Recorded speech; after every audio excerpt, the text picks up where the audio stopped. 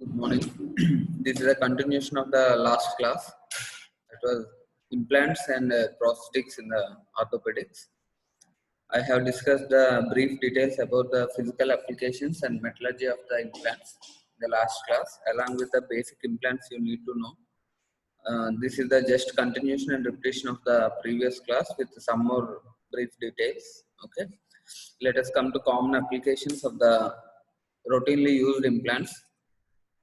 You have to remember the basic features like the nails are most commonly used in the diaphyseal fractures because in diaphysis there is a medullary cavity.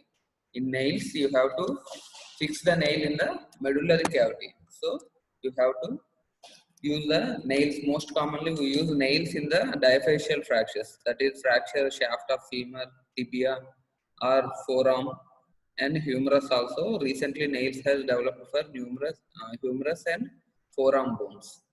And next one is the plates. Plate is most commonly used in periarticular fractures, that is in metaphyseal and joint articular structures, because we cannot use nails there. As there is no medullary cavity, we use plates in the periarticular fracture because there requires a rigid fixation. Plate is a rigid fixation device, whereas nails are relatively some more relative stability, but these are not.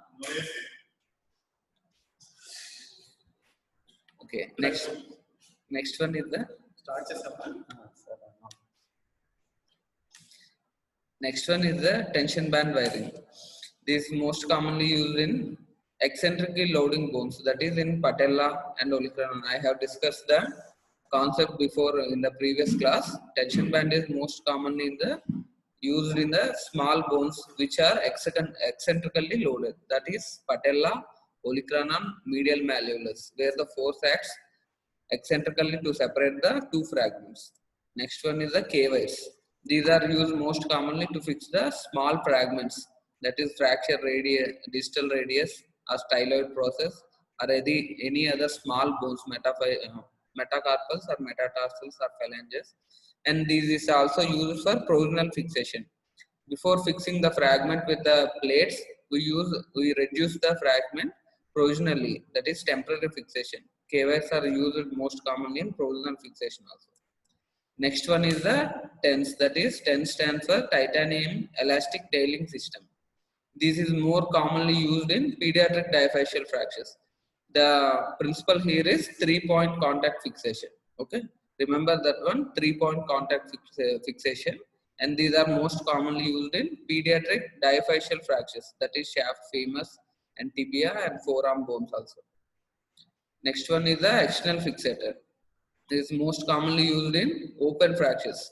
Before fixing the internal fixation, we maintain the external open wounds with temporary fixation with external fixator, so that wound infection can be reduced and serial debridements can be done before fixing the definitive fixation with internal fixation devices like plates and nails.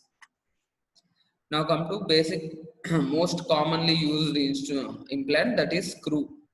You don't need the basic, you need only basic details of the screw, no need of in-depth characteristics of the screw. You have to remember the screw, this screw that is used in implants, that is biological screw, is differs from the mechanical screw. You see on the left side, you see the screw that is used in the biological implants, that is in plates and other nails. Whereas in right side you see this is mechanical factory screw. The basic difference is here the head is modified into a wedge shaped structure so that it fits into the corresponding plate. Okay, and the basic 4 structures of the screw is head.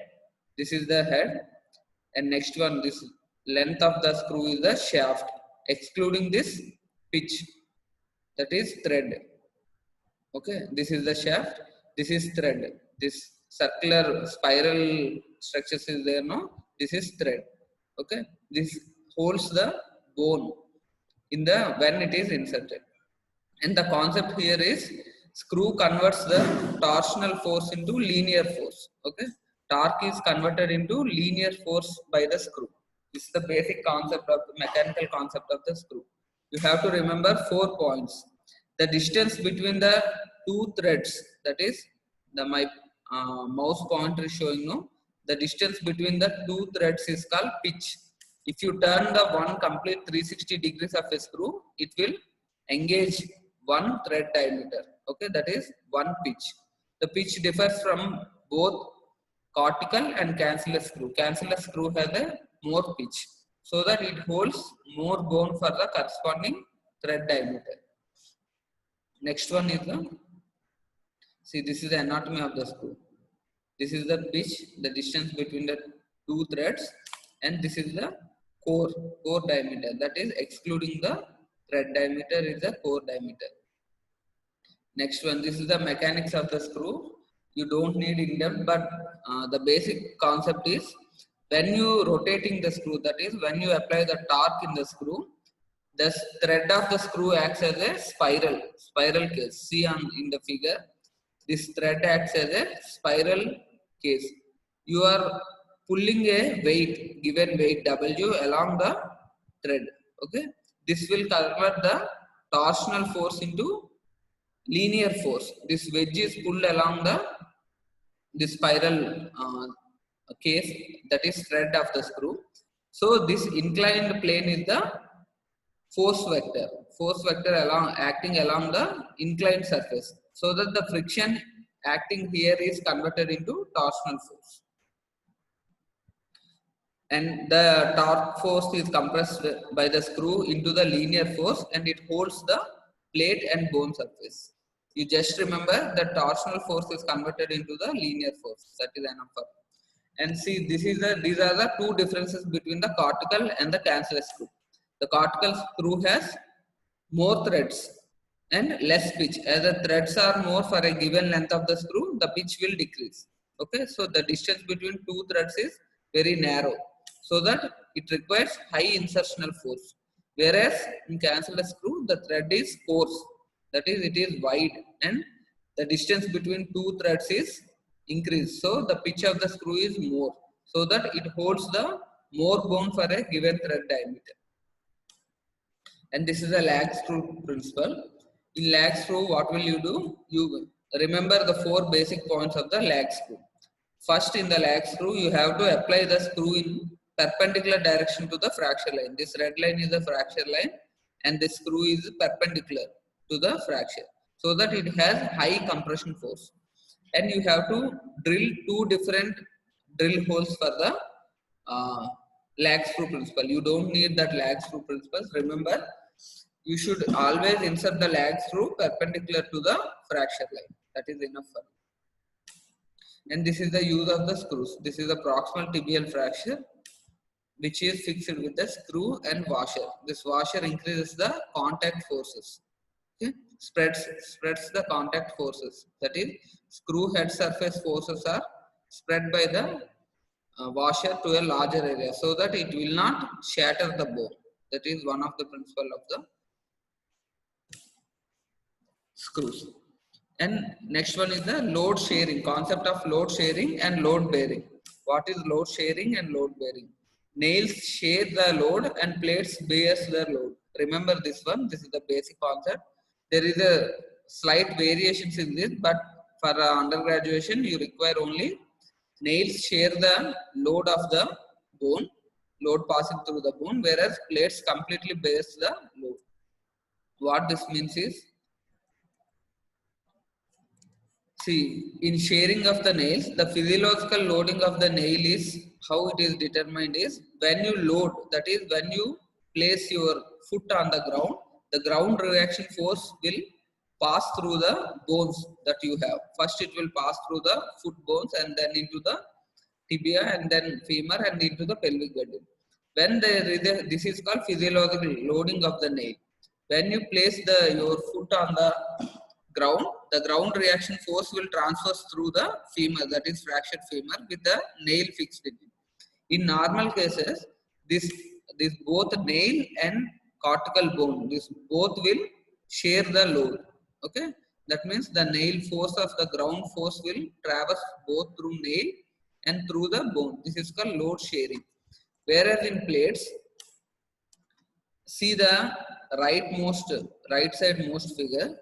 in this diagram, it is showing that plate, when the force comes through the bone, the proximal part of the plate will take the load and it will pass the load through the bone, through the plate, and then it delivers the load to the distal part of the bone. That means the fracture site is bypassing in carrying the load. So this is called load bearing. The plate is completely bearing the load without sharing with the bone.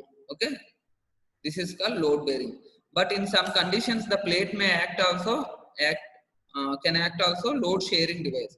In situations like when there is a rigid compression, that is, there is no fracture gap in between the bone and the that is two segments of bone, the plate will take some amount of load and the bone also will carry some less amount of the load. So these two will share in some rigid fixation conditions. But you remember, load bearing devices are plates for most instances. And why this is important? Because there is a law known as Wolff's law. This states that the greater the load that passes through the bone, the greater the adaptability of the bone. That means when the forces transfer through the bone, it will develop according to the forces passing through it. It will deposit more calcium and becomes more stronger. So load bearing devices leads to less adaptation of the bone, whereas load sharing, that is nails, will cause the more adaptation and more healing, rapid healing of the bone, better than the load bearing devices. Now comes to different modes of fixation of the plate. You just remember the basic concept. This is a neutralization plate. In this type of fixation, the plate means plate here is just fixed to neutralize the forces present on the screw. See, there is a fracture of the lateral malleolus of fibula, which is fixed with this middle screw. That is from top 1, 2, 3, the fourth screw. This is present outside the plate now. This is fixed with the fracture is fixed with simple screw. But this screw cannot bear the forces acting on the fracture. It reduces the fracture, but once it is loaded, it cannot bear the forces. So what will the surgeon has done? Neutralization plate here. These forces are taken away by this plate, and this screw is free from all other forces. So it will help in healing the fracture. So this mode of application of the plate is known as neutralization plate. Okay.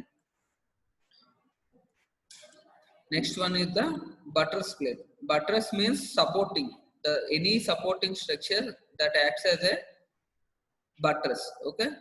See in this picture, this wall post acts as a buttress for this wall. That means it prevents the falling of this wall. Anything that supports from falling is known as buttress. This is the English one. So like the same, in this fracture there is a lateral condyle fracture of tibia, and this small fragment is falling from this large tibial fragment because there are shear forces in this. When the load is applied, there is no support for this lateral small fragment, so it will fall due to shear forces. Now what happens when buttress plate is applied in the buttress mode, that is from most distal part to proximal part, we have to insert the screws. This is the buttress plate fixation concept. So this plate acts as a holding structure. It prevents the shearing force acting on the small fragment and prevents this fragment from falling down when the forces are acted, that is loading of the bone. This mode of application is known as buttress plate application. Next one comes the bridging plate and compression plate and tension band plating. See, this is a dynamic compression plate. You don't need the in-depth details of the dynamic compression plate, but remember these 4 points. This is a dynamic compression hole. The hole looks like this. There is a simple smooth hole without any threads in it. Okay, and the concept is when you fix this plate on one side to the bone and you apply the other side with a dynamic hole. Okay, when you apply a screw in the dynamic hole in the opposite end, this leads to the movement of the plate along on the other side of the bone and creates a compression, 1 mm of compression for every one dynamic hole fixation. This is the concept of dynamic compression plate. You have to fix, see on the left side of the figure, this screw is fixed rigidly inside the plate. There is no movement between the screw, plate and bone on one side. Whereas in other side, this screw is fixed eccentrically, that is dynamically loaded, and when the proximal part of the thread touches the screw, there is no place to further movement of the screw. So what happens? It will slide to the centrally. That is, it is moving to the center due to this mechanical displacement. Now what happens, as the other side of the bone is fixed to the screw, this leads to Newton's third law. When there is a force acting on the plate and the screw, this provides the opposite movement on the bone. Okay, this screw moves centrally and this plate moves towards the opposite side, pulling the bone towards the center. This causes compression. Remember, this is the dynamic compression plate. You don't need further details of it. And this is the application of dynamic compression plate in the fracture humerus. And next one is the locking compression plate. See the difference, main difference here is, see the whole of the locking compression plate. There is a counter threads present in the plate hole. These fixed with the screw, locking screw. Locking screw head has a threads. I already described now. That locking threads will fix in this hole. This leads to compression of the locking of the plate. See, this is the locking of the plate. In left side of the figure, you are seeing the dynamic compression plate fixation, which acts by friction. And on the right side, see the threads of the screw is rigidly engaged in the plate. So it is causing the locking. Here, see the one main difference. The locking compression plates acts by the principle of friction between the bone and the plate. There is no gap between plate and the bone. Okay, see on the left side of the figure. Whereas in right side, there is a gap between bone and the plate. Okay, as the screw is rigidly fixed in the plate, there is a gap. This preserves the biology. That is, periosteum is not damaged here. I previously described the blood supply of the bone. So the periosteum is not compressed by the locking plate. So it maintains the biology of the bone and helps in better healing. And this is also a rigid fixation, as there is no movement between the plate and the hole screws. See here, in dynamic compression plate, the load is carried by the both plate and the screws at the fracture site. Whereas in locking compression plate, the complete loading forces are transferred only by the plate. So it will give the better rigidity to the fracture site. So it is most commonly used in articular fractures where we need a rigid fixation. This is the example of the locking plate which is used in supracondylar fracture of the femurs. And next one is the tension band wiring concept. Here I previously described, these are most commonly used in the eccentrically loaded bones, that is patella, olecranon, where two equal and opposite forces pull the two fragments. Here see in this example, this patella is, olecranon is pulled by proximally by the triceps attachment. This is the triceps attachment pulling the proximal fragment, and this is the ulna attached to the biceps and other muscles, which is pulled to the opposite side. These two fragments move in the opposite side, and this is eccentrically loading. That is, the force is not linear. It is moving away with a momentum. So now what happens in tension band wiring? When we fix the tension band, these compression, the tensile forces are converted into compressive forces. See, this is the example. See here, we fix the fragment with the K wires and the tension band wire is fixed around the fracture. Now what happens when these two forces act? There is a wire holding the two fragments. So this tensile forces is converted into compression forces. The proximal fragment pulls the wire, distal wire, whenever the proximal fragment contracts. So this will lead to compression of the fracture site. This is the tension band principle. when you asked about the tension band principle, just remember this concept. A tension band converts a tension force into the compressive forces across the width of the bone. This is the point you have to remember. This is an example of the patella fracture fixed with tension band wiring. Next one is the nails. For the undergraduation, you require only 3 types of nails. One is the K nail. K stands for Kunshner here. Okay. Whereas in K wire, here there K stands for Kirchner's wire. Here it is a Kunshner's nail. Remember, this is asked in the Viva, and you have to remember this. Okay, the shape of the nail. This is a trifoil shape. Okay, there are 3 triangular shapes in the proximal part of the nail with a slot in the one side. This slot is always fixed on the tension side. I showed in the previous classes. No, this slot is towards the tension side of the fracture, and this is a trifoil shape. This is the trifoil shape or clover leaf shape. This is a clover leaf design. Is a clover leaf model. So there is a clover leaf shape also. And this is the tibial nail. Tibial nail has a, you have to, how to remember the tibial nail.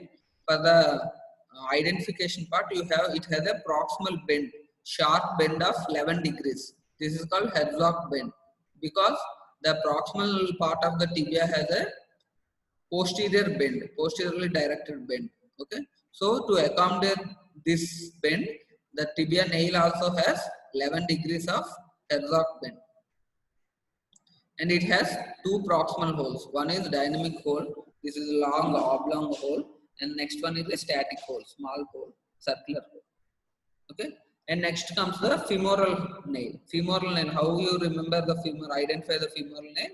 It is a straight nail with slight anterior bowing. See, this is not completely straight because the femur is anteriorly bowed. See, in this structure, when you place the femur on a flat table, it has anterior bow. So to accommodate this bow, see, to accommodate this bow, the femur nail is slightly bended anteriorly so that it can accommodate fitly in the diaphysis. So this is the, for the identification, I am showing the both nails side by side.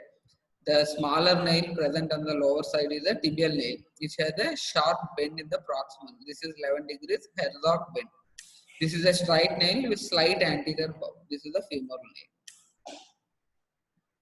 And these are the advantages of the IM nailing because, see, I have discussed in the previous lessons, the momentum, the lesser the momentum, the greater the force required to bend a nail. So in plates, the distance between the force acting and the plate surface has a long momentum. So there is less force is required to bend the plate. So there is early chances of plate failure. But in nails, what happens? The momentum is decreased. Okay, when the force is applied, the momentum from the nail to the force acting is very less. So large forces is needed to bend the nail. So it can resist the large forces, bending forces. So there is less chances of failure. And this is the dynamic hip screw. This is important for your Viva. The dynamic hip screw has mainly 4 parts. One is the Richards screw. This screw is there, no? This is the Richards screw. This is the barrel plate with a barrel. This is the barrel, and this is the plate, which is fixed to the shaft. See, this is the Richards screw. It has a cut, square diameter, square cut in the proximal part, and a thread with the screw in the distal part. And the principle here is, when it is asked, the principle you have to say it is a controlled collapse, controlled compression or controlled collapse of the fragment, proximal fragment over the distal fragment. You just remember, if you need the concept, how it works, see, I will explain in brief. The proximal Richards screw is fixed in the head and neck fragment. This is most commonly used in intertrochanteric fractures. Okay, this is the trochanteric fracture. This red zigzag line is there now. This is the intertrochanteric fracture. This proximal Richards screw is fixed through and through the fracture into the head. Okay. Now the barrel is fixed inside the screw, and this plate is fixed inside the fixed to the shaft. Now what happens? This screw along with the proximal fragment has a freedom to slide over the inside the barrel. This screw can slide inside the barrel. So that what happens when the load is applied, that is when you walk, the load is applied on the head of the femur, and this screw along with the head will slide into the barrel. Okay, this causes the compression in the screw. To remember this much amount, it is enough. See, this arrows is there, no? This green arrows is showing the angle.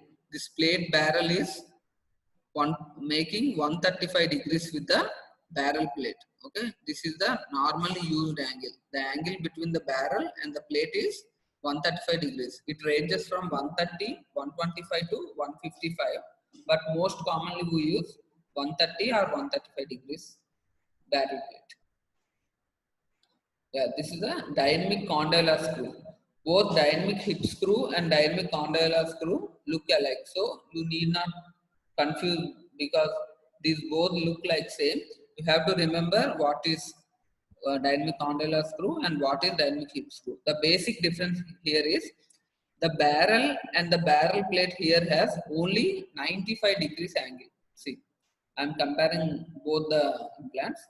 The proximal, the upper one is the dynamic condylar screw, that is DCS, whereas the lower one is the DHS. See, the angle between the barrel plate and this barrel is 95 degrees in DCS, whereas in DHS it is 135 or 125, that is more than 95. Okay, this is the basic difference between DCS and DHS. DCS is most commonly used at condylar fractures of the femur. See, this is the example of DCS, which is used in the supracondylar fracture along with the shaft fracture of the femur. Now come the KY. This is Kirschner's wire. This here K stands for Kirschner's wire. This is the most commonly used implant in the orthopedics. It has a sharp pointed trocar tip. Okay, one end, and the other end is free, normal. Or sometimes both end have sharp pointed tip. Most commonly KYs has both ends with the pointed tip. Okay, this is the provisional fixation of the distal radial fracture with the KYs. See here, before fixing the plate, we fix the fragment with the KYs. Sometimes these also can be used as definitive fixation also for small fragments of metaphyseal and phalangeal fragments. This is a stem and pin. Stem and pin is most commonly used for the traction purposes. Okay, this has how to identify the stem and pin. The distal part tip of the pin is look like K wire. Okay, same as K wire, but the other end has triangular flange of the end, triangular flanged end. So it has to fix inside the drill or anything we use to fix it. So one side it has a sharp trocar tip, other side it has a triangular flange. This is the stem and pin. Yeah. Next one comes the Enders nails. Previously these are used, but now these are obsoleted mostly. Enders nail has the identification marker. One end has a round hole. Okay, this is the eye of the Enders nail. The other end is somewhat blunted but not as sharp as KY. This is somewhat blunt. We use these nails in the forearm fractures and pediatric fractures to fix it intramedullary. And this is the rush nail. The identification here is it has a proximal part of it has a bow like an umbrella handle. It has a bow.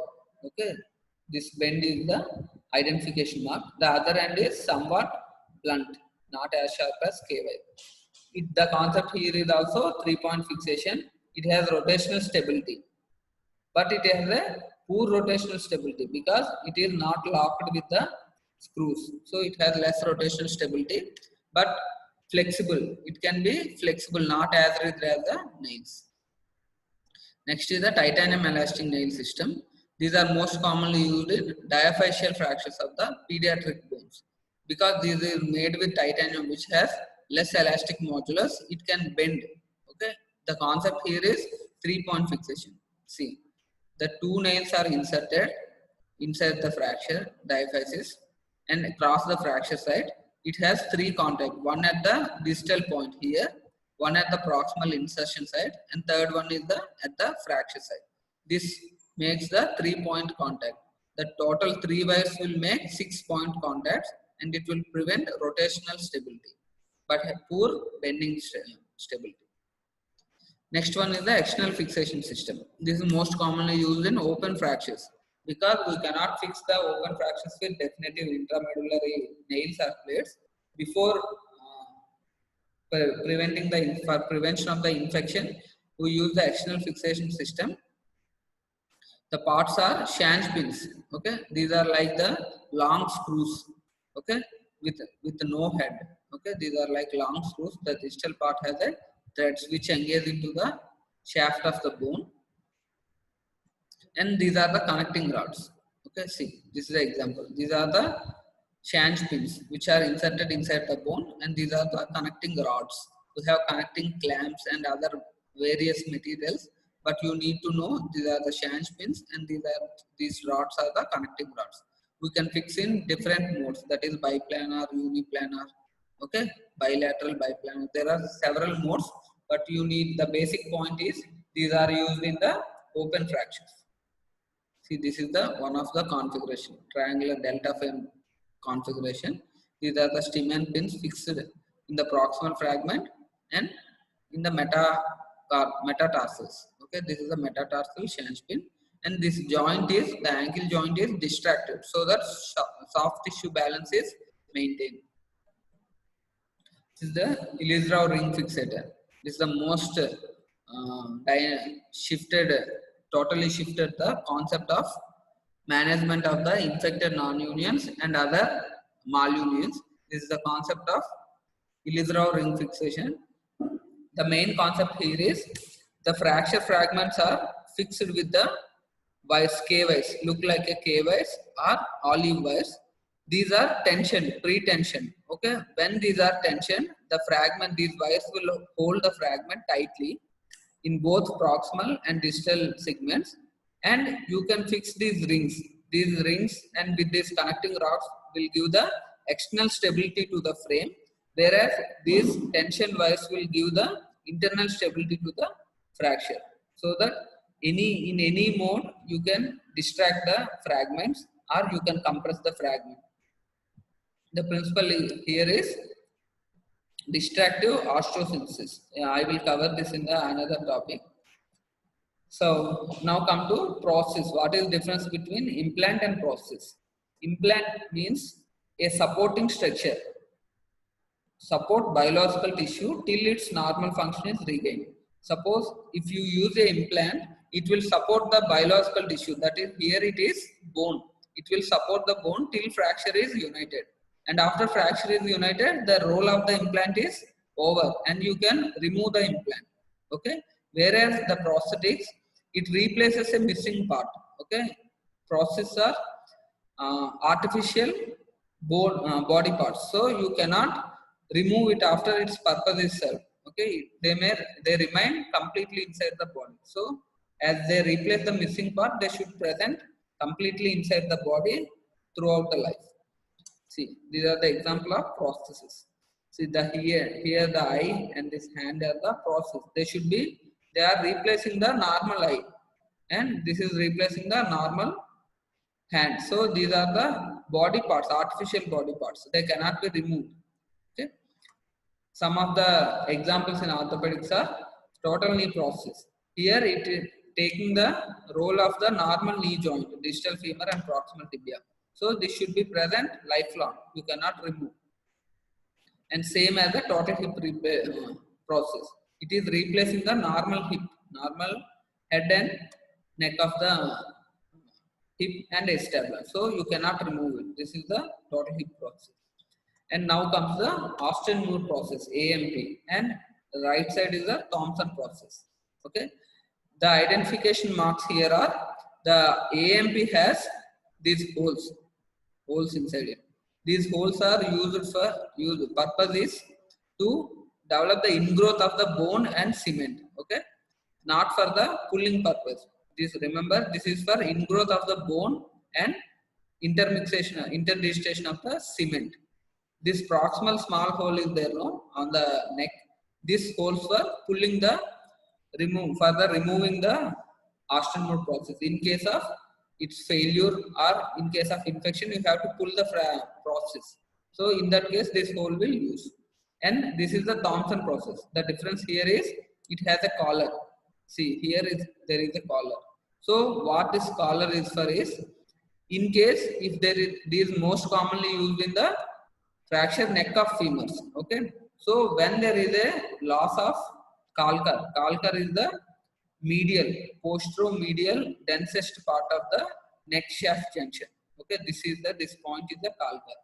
So when there is a loss of calcar, you cannot place the Austin mode process because it has no collar. This neck has to, this collar has to supported on the calcar. So as there is no calcar, you cannot fix the Austin mode process. So in that case, we use the Thomson process. It has collar. So this itself acts as a calcar. You can fix it in the neck fractures where there is no calcar. So these are the main differences. This is present in your book. You can read. The indication is both are for fracture neck of femur. But here the calcar, with no calcar, we use Thomson's. With calcar, we use Austin mode process. And these are the main differences. Next one is the bipolar proximal. In case of Austin mode process, now we are using the bipolar process. The major difference is it has two bearings. One is small ball and outside is the large bearing, large ball. Okay, this small rotating proximal part, that is ball, rotates inside this large ball. So it acts as a outer acetabulum and it acts as a normal hip joint. Okay, it has two axes. And these are the main principles you have to follow during the fixation of the orthopedic surgery. So we have to first assess the biomechanical assessment of fracture. What are the forces causing the fracture? You should study thoroughly and you should have proper preoperative planning. Okay, without proper preoperative planning, you cannot choose the particular implant. And you have to always respect the soft tissues. You should not dissect as your wish, because soft tissues are the most important for blood supply to the bone and fracture site. And follow the principles of fixation. You have to apply proper principles of fixation, that is tension banding or compression or dynamic, anything you have to apply according to principles. And you have to follow the case post-operatively also. There should be good post-operative physiotherapy and joint range of motions and post-operative care. So this makes the complete successful orthopedic surgery. Okay, it is the end of the class. Thank you. Any doubts you made to me? I have said it previously also. Okay. Thank you.